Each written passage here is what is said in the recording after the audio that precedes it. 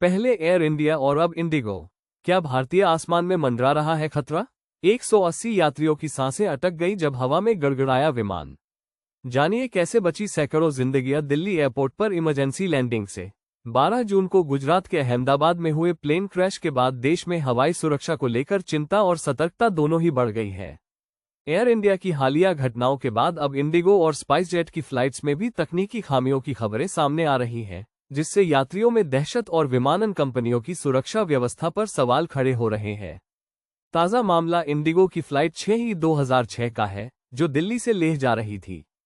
Flight ने गुरुवार सुबह दिल्ली एयरपोर्ट से उड़ान भरी थी, लेकिन कुछ ही देर बाद पायलट और क्रू मेंबर्स ने विमान में तकनीकी खराबी महसूस की। हवा में विमान के इंजन से गड़गड़ाने जैसी अजीब आवाजें आनी शुरू हो गईं, जिससे यात्रियों में अफरा तफरी मच गई।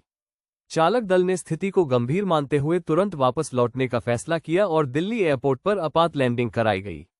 इस फ्लाइट में कुल 180 यात्री और स्टाफ सवार थे। इमरजेंसी लैंडिंग के दौरान सभी की सांसें थमी रहीं, लेकिन विमान के सुरक्षित उतरने के बाद सभी ने राहत की सांस ली।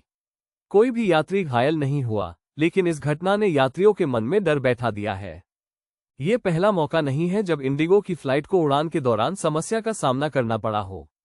हाल ही में भुवनेश्वर से कोलकाता जा रही फ्लाइट 6E-6101 को भी उड़ान भरने से कुछ ही मिनट पहले तकनीकी खामी के चलते रद्द करना पड़ा था। इससे यात्रियों को भारी असुविधा का सामना करना पड़ा।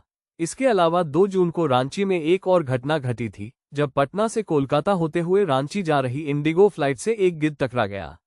ये टक्कर लगभग 3000-4000 फीट की ऊंचाई पर हुई, जिससे विमान को इमरजेंसी में वापस लाना पड़ा।